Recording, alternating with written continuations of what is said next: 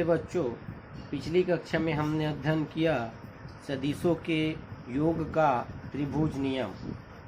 चलिए आज हम अध्ययन करेंगे सदिशों के योग का समांतर चतुर्भुज नियम। तो सदिशों के योग का समांतर चतुर्भुज नियम का कथन क्या है, चलिए देखते हैं। मान लो दो सदिश ए और बी है। मान लो दो सदिश ए और बी है, तो यदि दो सदिशों को किसी समांतर चतुर्भुज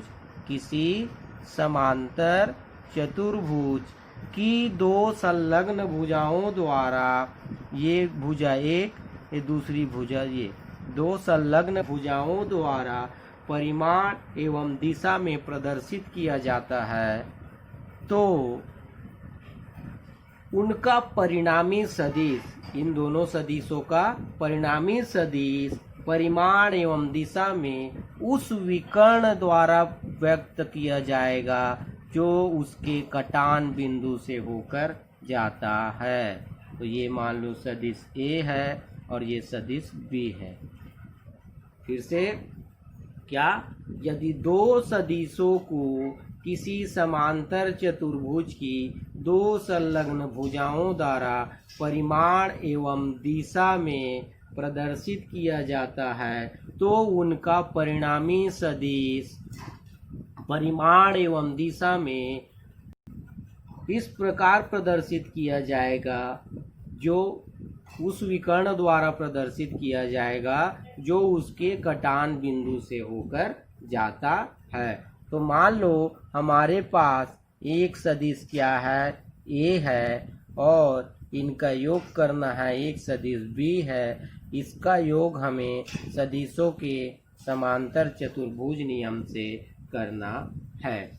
तो मान लो, माना सदिश ए व सदिश बी का योग सदिशों के योग के समांतर चतुर्भुज नियम द्वारा करना है। तो क्या करते हैं, OP के बराबर, अतः सदिश ए के बराबर OP सदिश और सदिश बी के बराबर सदिश क्या खींचते हैं, OS खींचते हैं।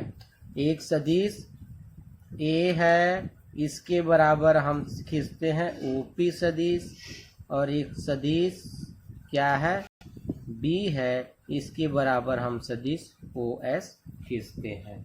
अब क्या करते हैं, समांतर चतुर्भुज PQRS को पूरा करते हैं, अर्थात एक समांतर चतुर्भुज की हम यहाँ रचना करते हैं। तो ये PQSO हो गया, PQSO या OPQS खींचते हैं। अब समांतर चतुर्भुज OPQS को पूरा करते हैं। अब हम इन दोनों से P से Q और Q से S खींचते हैं, रेखा खींचते हैं, जो जिससे एक समांतर चतुर्भुज OPQS बनता है। तब दोनों सदिशों का परिणामी सदिश R इनके कटान बिंदु से निकलने वाले विकर्ण द्वारा व्यक्त किया जाता है, अर्थात OQ प्रदर्शित करेगा AB के परिणामी सदिश को। अतः OQ विकर्ण द्वारा दोनों सदिशों के परिणामी सदिश को व्यक्त किया जाता है। तो इसलिए क्या हो जाएगा, OP is equal to OP plus OP vector plus PQ vector is equal to OQ का वेक्टर। और समांतर चतुर्भुज में आमने सामने की भुजा बराबर होती है, तो OS वेक्टर B है तो PQ भी क्या होगा, वेक्टर B होगा। इसलिए vector A plus vector B equal to vector R। तो ये है परिणामी सदिश R is equal to vector A plus vector B is equal to R। तो हमने देखा सदिशों के योग के समांतर चतुर्भुज नियम द्वारा परिणामी सदिश R अर्थात दो सदिशों को कैसे जोड़ा जाता है। आइए परिणामी सदिश R का सूत्र देखते हैं। परिणामी सदिश R का परिमाण, परिणामी सदिश R का परिमाण क्या होता है देखते हैं। हमको चतुर्भुज मिला, वह OP को आगे की ओर बढ़ाते हैं T तक और Q से OT पर लंब डालते हैं। OP को T तक आगे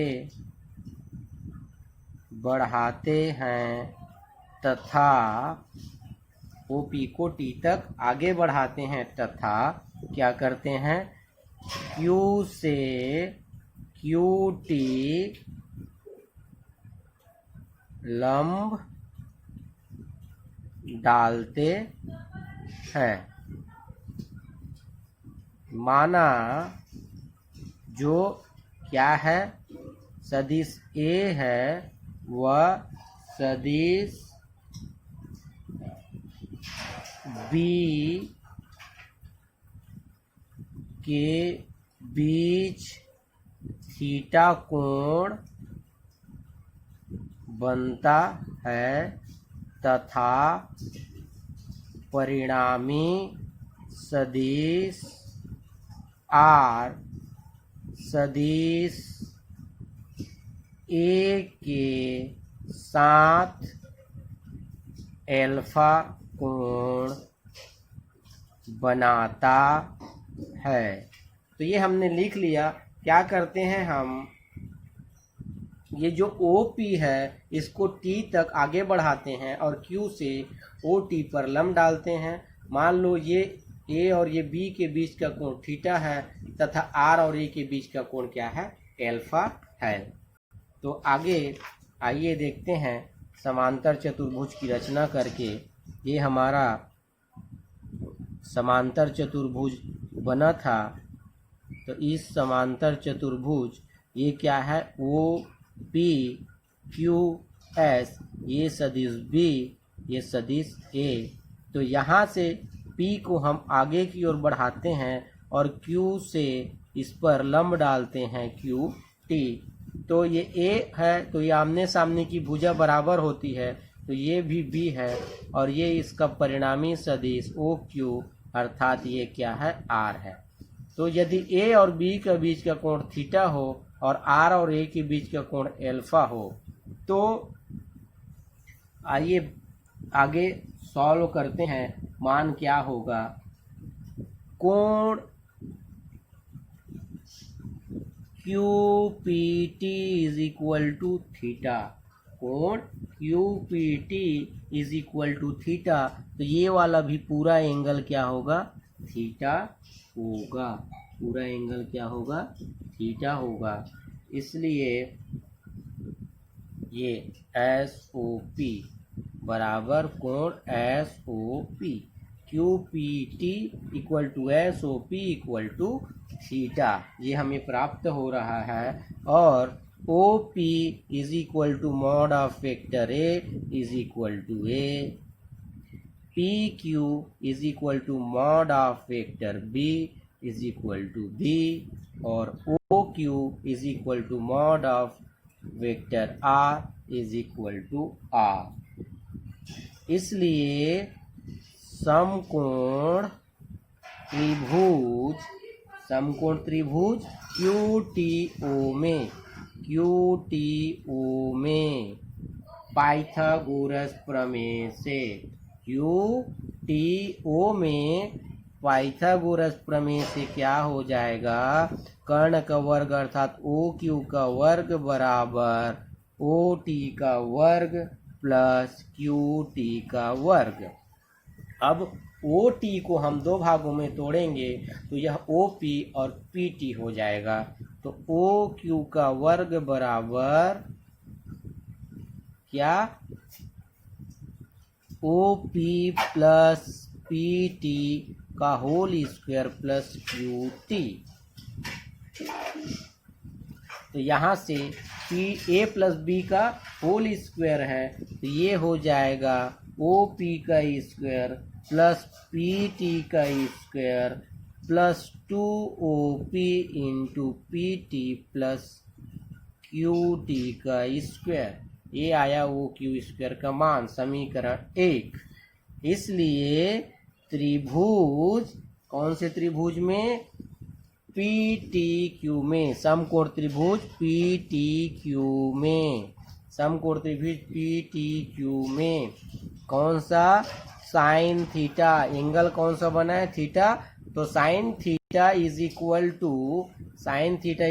टू होता है लंब बटे कर्ण, और लंब कितना है हमारा क्यू टी, कर्ण कितना है पी क्यू।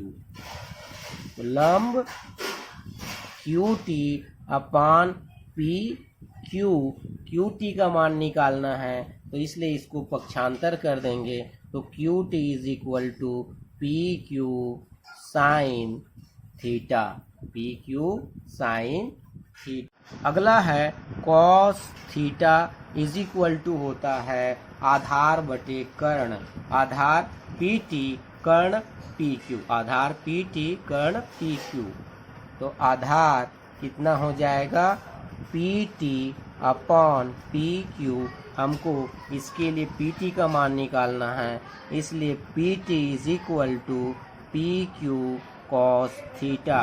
दोनों के मान को समीकरण 1 में रखने पर, समीकरण 1 में मान रखने पर, समीकरण 1 में हम मान रख देंगे तो क्या हो जाएगा, ओ क्यू का square is equal to O P का स्क्वायर प्लस पी टी का मान कितना आया, पी क्यू कॉस थीटा का square plus 2 into O P into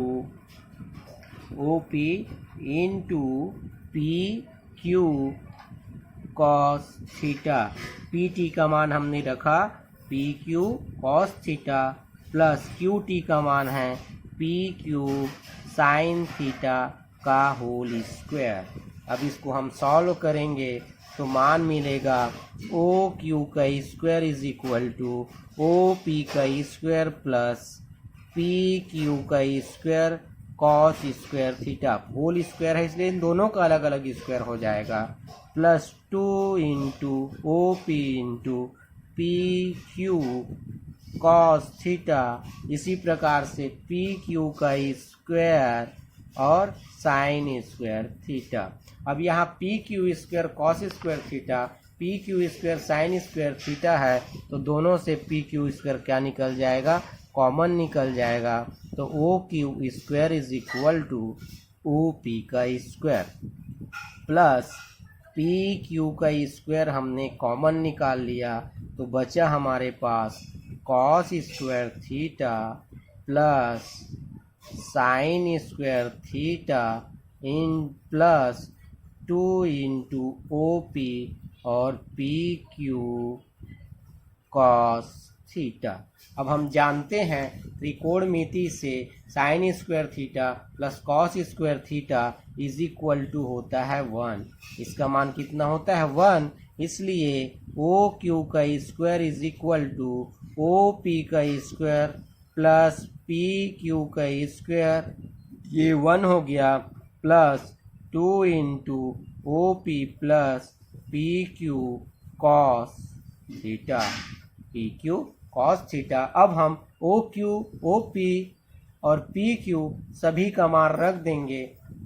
तो आइए देखते हैं ओ क्यू का मान R, ओ पी का मान A, पी क्यू का मान B।